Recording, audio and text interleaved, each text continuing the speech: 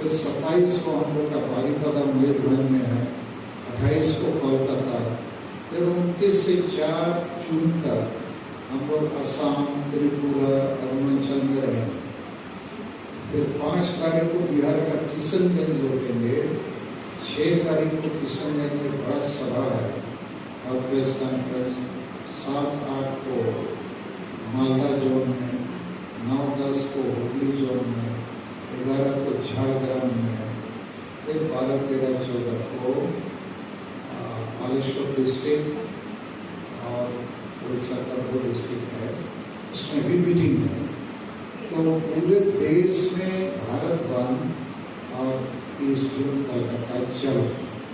अब अपने उभरते वहाँ भारत बंद रहा और नापा छापा पेपर को टीवी को आदो नवाते होड़ थोड़ा को अचंभा जीवन हाँ विचार को क्यों भारत बंद हो रहा है,